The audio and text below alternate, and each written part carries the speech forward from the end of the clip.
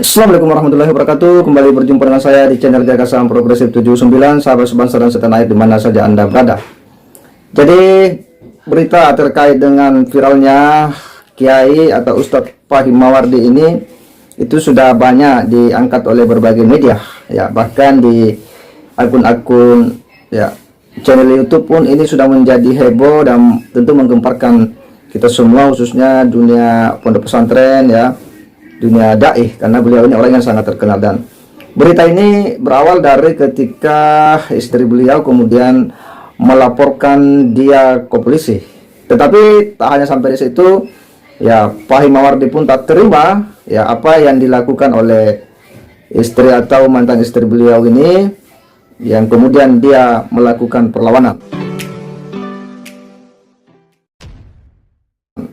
Dia tak terima bahwa apa yang disampaikan itu hanyalah sebuah fitnah, ya, apa yang diberitakan itu tak seperti itu adanya, dan dia pun melakukan perlawanan, ya.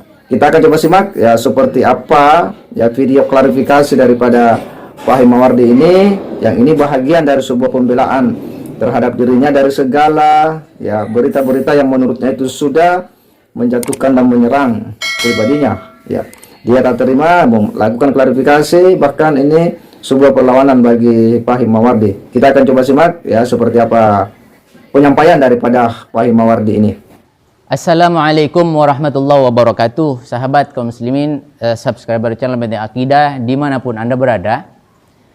Pada kesempatan kali ini saya sebagai pribadi, dan hari ini pertama kali seumur hidup, pertama kali selama saya bikin video, jadi mengatasnamakan pribadi dan akan berbicara pribadi. Dan ini pertimbangannya adalah bagaimana saya harus menjaga nama baik yang sudah dicemarkan, kemudian nama baik banyak orang, terutama nama baik dakwah, nama baik pesantren, kemudian nama baik agama. Yang pada kesempatan ini saya ingin menyampaikan bahwa berita yang sudah mulai diangkat oleh mohon maaf keluarga saya sendiri, yang memang sejak awal dari bertahun-tahun kita menutup, kita tidak bicara, kita bagaimanapun menjaga karena ini persoalan internal dan keluarga. Namun hari ini terpaksa kita buka, kita beberkan semuanya untuk menghilangkan syak, kemudian menghilangkan prasangka-prasangka yang sifatnya negatif dan merugikan terhadap dakwah dan Islam. Saya akan berbicara, bukan berarti saya harus menghibah, bukan harus menjelekkan ya tanda kutip ibunya anak-anak saya sendiri. Tapi ada yang jauh lebih besar yang harus saya jaga, yaitu nama baik Islam, nama baik kiai, nama baik warga Jawa Timur, nama baik Jember, nama baik Mangaran. Kemarin saya sudah minta izin kepada Bapak Kepala Desa, Pak, mohon maaf hari ini kita sudah diberi ujian oleh Allah dari Desa Mangaran, pesantren yang ada di sini Al-Jalil 2 dari Desa Mangaran. Jadi terpaksa ini harus ramai, Pak, tapi kita dengan cara kita dengan maksimal mungkin menjaga kondusivitas. Baik, supaya tidak terlalu jauh, saya sebelumnya ingin menyampaikan salam kepada Bapak Kapolres Jember. Tolong Bapak, ini sudah diangkat oleh pihak musuh, saya katakan pihak musuh yang ingin menghancurkan pesantren, menghancurkan dakwah. Perhatikan apapun yang dibawa oleh pihak musuh saya itu untuk menghancurkan Islam berupa bukti-buktinya yang konkret, kemudian berita-beritanya, kemudian semuanya di Polres Jember. Saya sebut ada Mas Alek, mohon perhatikan Mas Alek. Tadi malam saya memergoki pihak musuh sedang mencari penguat untuk menjatuhkan pesantren. Jadi bahasanya seperti ini, sampai ada terdengar oleh saya diminta materai, tanda tangan di atas materai untuk mengakui bahwa santri ini pernah ditiduri atau dicabuli atau apapun namanya oleh saya sendiri.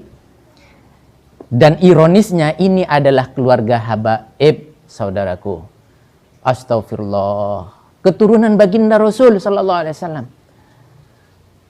Ditekan seperti itu dari pagi terus bergantian dijaga rumahnya. Saya sampaikan kepada Bu Nyai, ibunya umiknya Habib ini.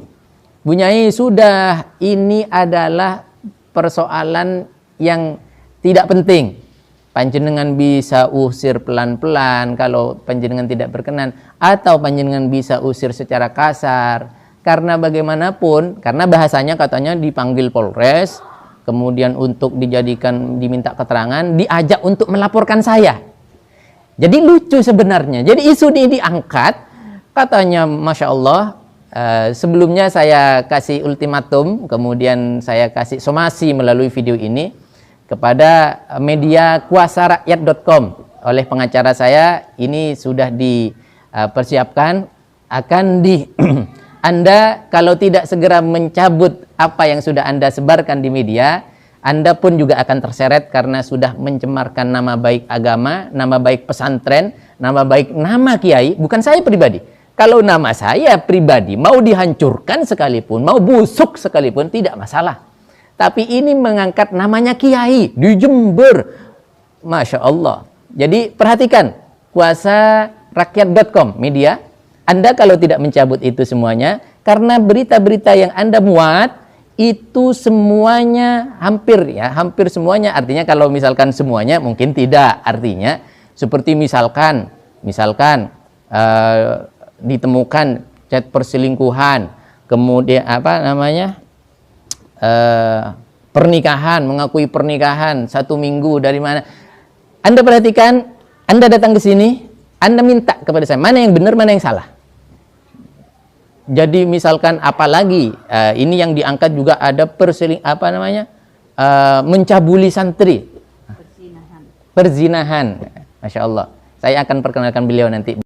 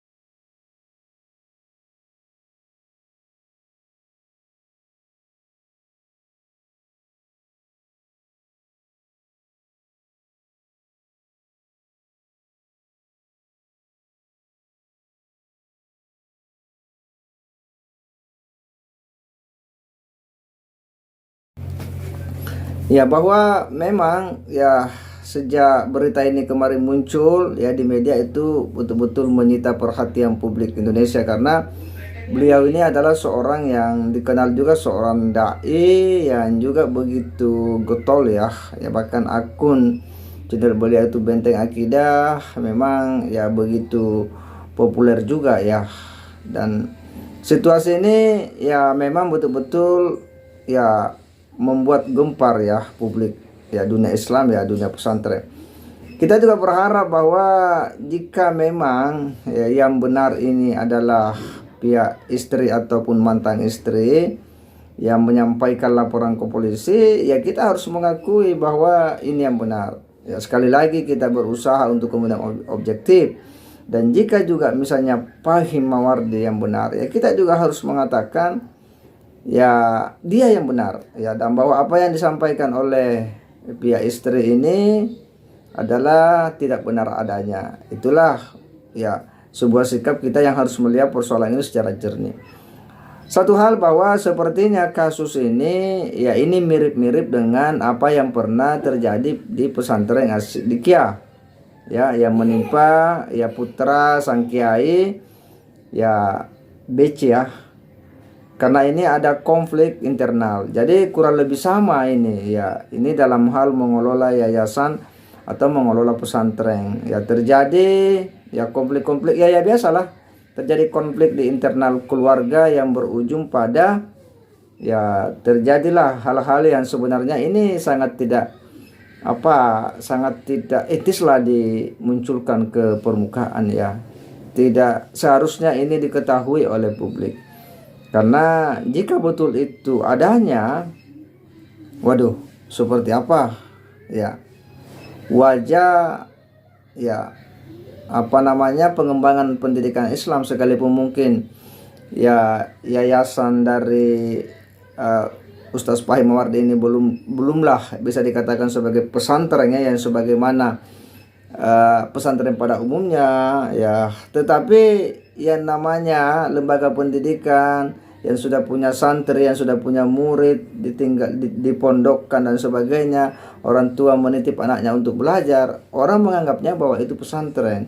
Dan pembinanya itu adalah seorang kiai yang mana ya harapan orang tua itu adalah agar anaknya ini betul-betul dididik secara baik. Tetapi ya sekali lagi, jika apa yang terjadi ya sebagaimana yang dilaporkan oleh pihak istri atau mantan istri ini, waduh, ini betul-betul suram ini bagi pengelolaan pendidikan kita ya, khususnya di pendidikan agama ya. Bagaimana tidak ya seorang pengasuh ya pengasuh santri memperlakukan santrinya ya dengan sejumlah tindakan-tindakan yang tidak senonoh ya. Kita berharap bahwa ini polisi betul-betul memproses ini secara objektif, biar membuat terang ya persoalan yang ada ya, membuka ya tabir di balik ini semua, dan sekaligus ini menjadi bahan introspeksi diri kita ya untuk lebih ekstra hati-hati dalam memondokkan kita punya anak-anak ya, karena kejadian ini bukan kali ini, sudah banyak peristiwa-peristiwa sebelumnya yang menderah dunia ya pendidikan kita ya, khususnya di sektor yang mengelola manajemen dengan sistem mondok ini, dengan pola mondok atau pesantren lah. Dan itu membuat tentu kita agak trauma juga ya, jika ya kejadian-kejadian ini terus ya menjadi berita-berita di media yang sampai di telinga oleh orang tua santri. Oleh karena itu kita berharap bahwa situasi ini semoga bisa cepat selesai, dan jika betul terbukti bersalah maka dia harus diberi hukuman ya yang setimpal ya, supaya ini menjadi pembelajaran dan efek jerah tak pandang dia siapapun itu ya. Karena hanya dengan cara begitu maka kita akan bisa memberikan ya pembelajaran dan edukasi kepada publik Indonesia dan kepada generasi kita. Segera demikian, wassalamualaikum warahmatullahi wabarakatuh.